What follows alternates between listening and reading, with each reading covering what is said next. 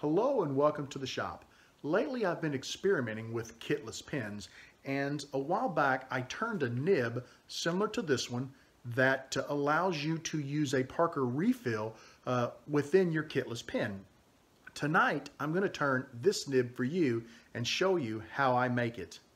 For this project I'm going to be using a rod of Alumilite, and regardless of the material you use, you're going to need a blank that is at least 44.45 millimeters in length.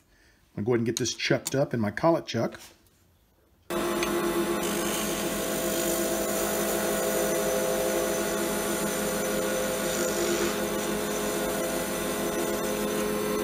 I need to drill a 7/16 inch hole all the way through the working length of my blank. That hole will ultimately be to accommodate the nib of a Parker refill. I've selected a center drill so that I can start drilling straight. That is, this one happened to be the same size as the bit I'll be using. Preferably you would want one the same size or a tiny bit smaller. Let's go ahead and get our hole started.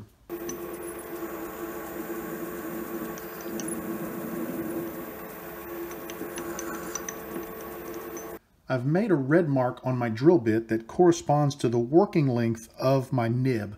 What I want to do is drill into this blank a little farther than this distance. I'm going to start by applying a little mineral oil to the bit. Keep it lubricated and cool.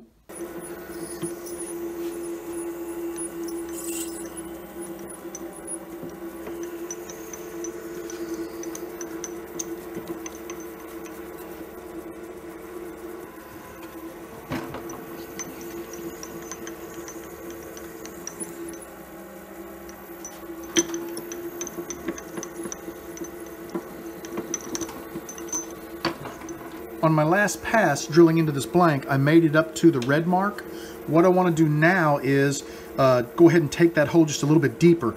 The other end of this blank is where the nib of the refill will poke through, so we want to make sure that we are past that point, so when we part it off, we have a nice clean hole for the nib to pass through. Just going to take it all the way up, just shy of touching the chuck. We'll back it out, and now we should have plenty of depth for that hole.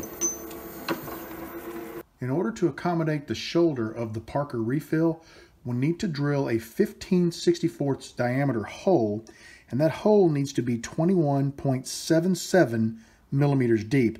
And I've made a red mark right here, and we're going to stop dead on that red mark. We can't afford to go any past it. That measurement is critical to our nib. Once again, we'll start out with a little mineral oil.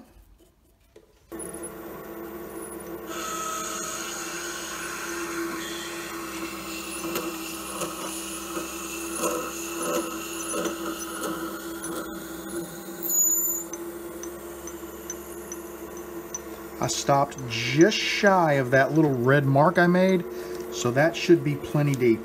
At this point, we want to face off the blank, which we did prior to starting because of the little nubbin we had, and we want to cut a 10 millimeter tenon that is 10.3 millimeters deep. So I'm going to take this back. We're going to mark our blank. Then I'm going to transfer that mark all the way around the blank, and we're going to go ahead and make a 10 millimeter tenon.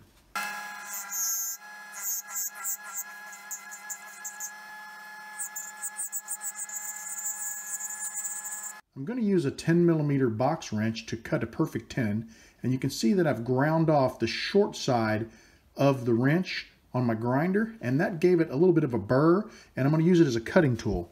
We're not quite where we need to be. I need to take this down just a little bit more, and once I do, we'll be able to employ this tool to cut a perfect tenon.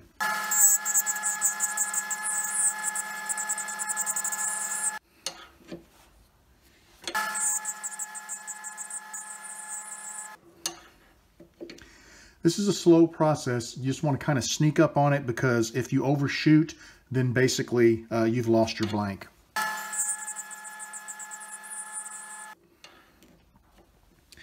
I think we're far enough down now to where we can employ the wrench. And the way this works is we're going to lay it on the tool rest. We're going to bring it in. We're going to let the long end of the wrench touch the bottom of the tenon, And as it's touching, we're just going to take the wrench and push it in against the blank, and it'll start cutting, and eventually we'll just move it up and down the blank, and eventually it'll size to the proper size and slide right onto the blank.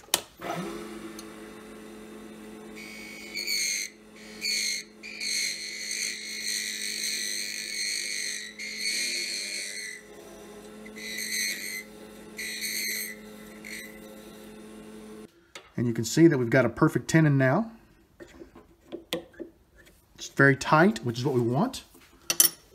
What I'm going to do now is I'm going to square up the shoulder of my tenon, and I'm going to cut a small relief on the back of the tenon.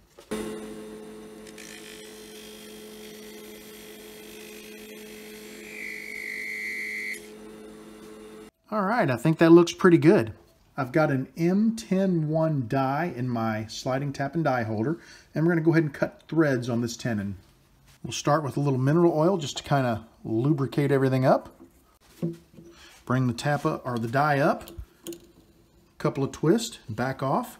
You can see curls forming out in front of it.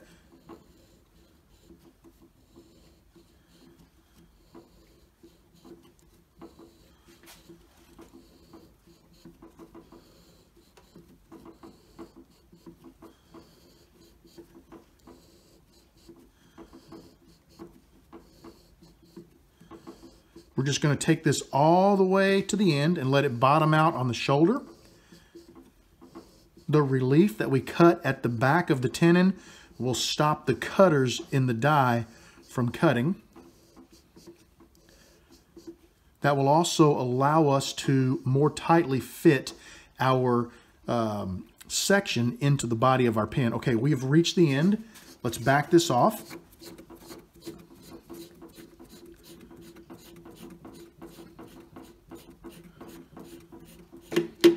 We've got some really nice looking threads there. Now what we want to do is these cutters, okay, they're opened up like a V. So the threads are not as deep at the front of the die. So we're going to go ahead and flip the die over, and we're going to rerun these threads, which should make the threads all the way along the tenon the exact same depth. My die has been reversed. Once again, I'm going to start out with just a little mineral oil, and let's go ahead and recut those threads.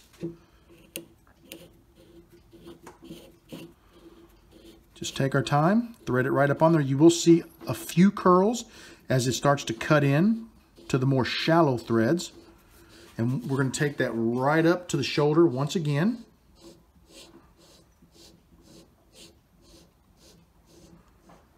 You don't get a whole lot of resistance. You're really just cleaning things up when you do this.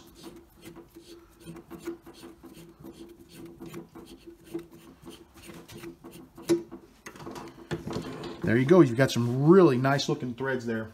I've got this little section mandrel, and it's made out of a piece of aluminum rod, and it is threaded to M101 so that this will thread right onto the end of our tenon.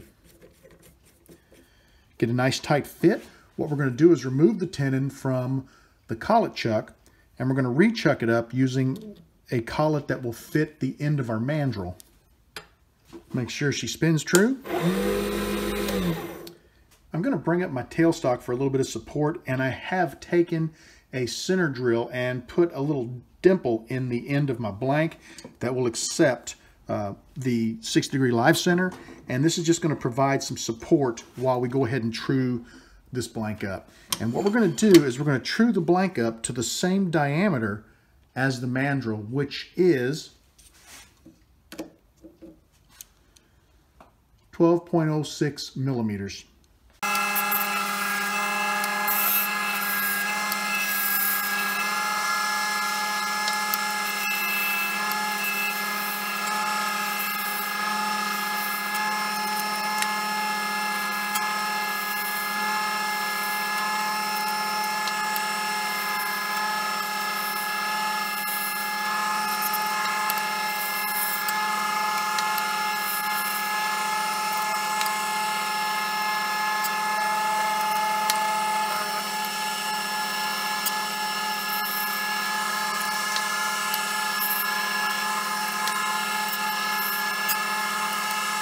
I have my blank down to the proper size. I'm actually a little proud of the mandrel, but I'll clean that up as I start to shape it and sand it. Very happy with that.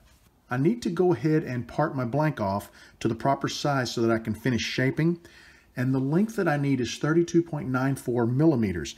Now, the blank is quite a bit longer than that because the threads are inside of the mandrel, but the 32.94 is the distance that's actually going to show or be handled by the operator of the pen. Let's go ahead and transfer that around the blank,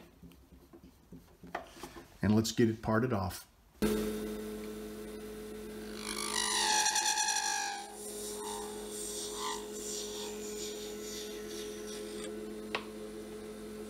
It's time to begin shaping our mandrel, and the part of the mandrel that you'll hold on to while writing is going to be 16.64 millimeters in length. So we're going to make a mark there. Let's go ahead and transfer that around the blank. We need to go ahead and cut a shoulder to the right of our line, and that shoulder we want to make 8.62 millimeters in diameter, and then we'll just sort of true this up to roughly that 8.62 millimeter diameter all the way down the length of the blank.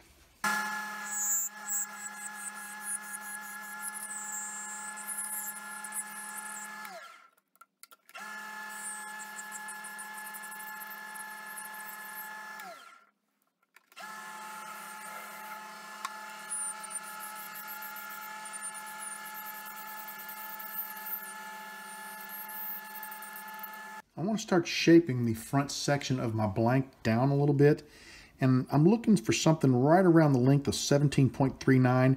I did part my blank off a little long, which is good because that'll let me shape, and then as I shape down and bring this down and sand, hopefully we'll work right into that dimension. And that dimension is important because we cut our depth for the shoulder of our Parker refill into the blank, and it should stop back here somewhere and let just enough of that nib stick through the blank. And I tell you what we can do. Let's go ahead and pull this off of the mandrel, and let's test with the Parker refill just to see how we're looking. You can see that the refill is just barely peeking through the end. So once we do round that over and clean it up with some sandpaper and micro mesh, I think it's going to be absolutely perfect.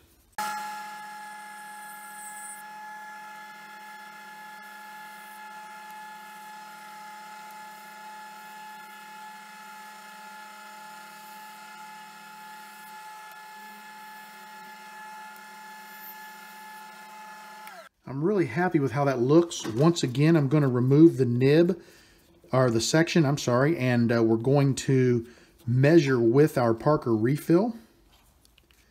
We just want to make sure that tapers down nicely. It really is looking good. I need to take a little bit of this off so that the nib comes a little farther through, but I think that when I use my micro mesh and my sandpaper, that's where I'll be able to clean that up. So we're going to leave that alone. And I'm going to go ahead now and shape the portion of the section that you will hold with your hand while you're writing.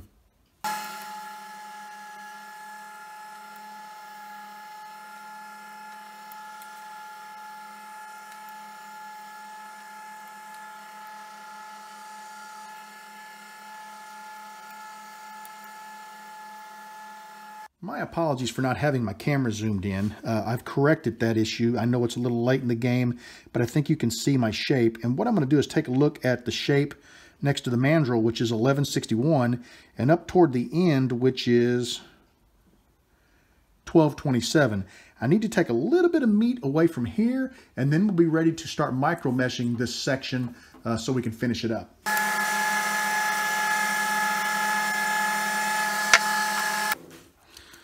See how we look now.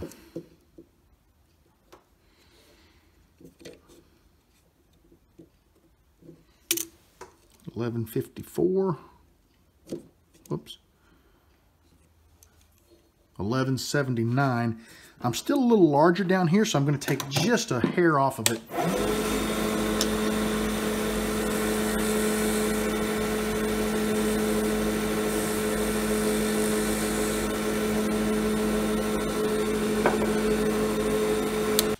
let's take a measurement now. Okay.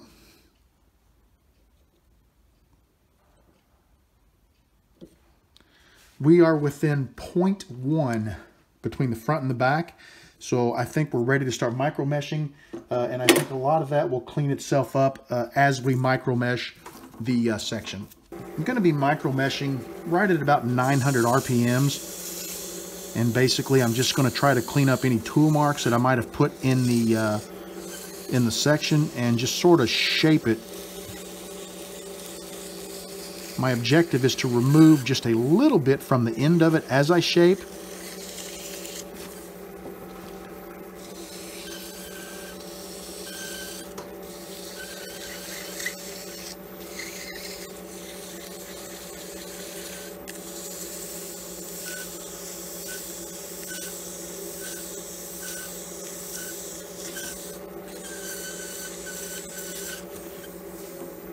I've been testing my refill and the micro mesh just isn't quite aggressive enough. So I've been taking it back with a little sandpaper, but what I've noticed is it's kind of fat here. So I think I'm going to go ahead and get my tool back out, and I'm going to clean up this end, just sort of bring it down a little bit and use the tool to cut just the ever so slightest amount off the end of my section.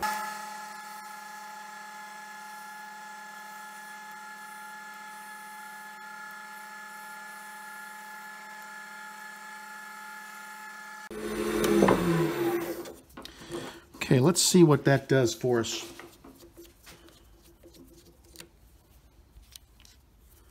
Look at that. That's absolutely perfect. And it's got a nice shape to it. So now we're ready to finish up with the micro mesh. And I will micro mesh off camera, and then I'll come back and show it to you when I'm done. And then we'll get it buffed up and see what it looks like. As I was sanding, I took quite a bit away from the tip of the section. And I'm a little bit nervous now. I wished I would have left it longer and finished sanding instead of trimming it. And, shoot, look at that. Sticks through a little farther than I would like. I would like it to stick through about that far, but it's still going to work. We'll just adjust the body of the pen to accommodate that. It's not as pretty as I would like, but that's the thing you want to remember is when you're working with this, and I knew it from the first time, but I just thought I could get away with it. Don't trim it down too far. Let the sand or the micro mesh take care of cleaning that up. Work it with the heavier 2 grits, and it would have come out, you know, about like this, which is about, you know, what I would have wanted. So, but it's still going to work. Let's get this thing buffed up and we'll see how it looks on a pen.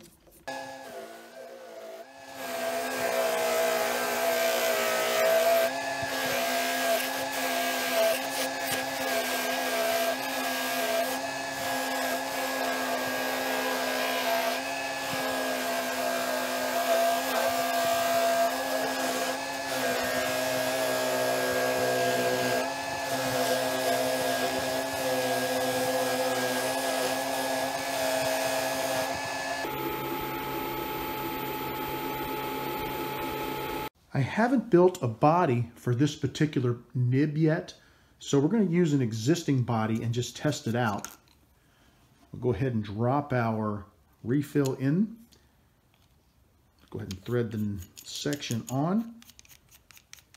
And you can see that the refill pokes a little farther through than I would like, but it's not loose. It fits tightly in the pen. And overall, I'd have to say I'm very happy with it. I really hope you enjoyed this video tonight. I had a great time turning this Parker section for you. Next up, we're going to turn a body for this section. This is just a body that I made before, and I'm using it just to show the section. But we're going to actually turn a body for this section that will accommodate the Parker refill, and we'll turn a cap for it. And that should be a fun video too. I'm looking forward to that. And next time I'm in the shop, that's what I plan to work on. Thank you for hanging out with me tonight. I want you to know that you are always welcome in my shop. Come back and see me again real soon. Have a great evening, everybody.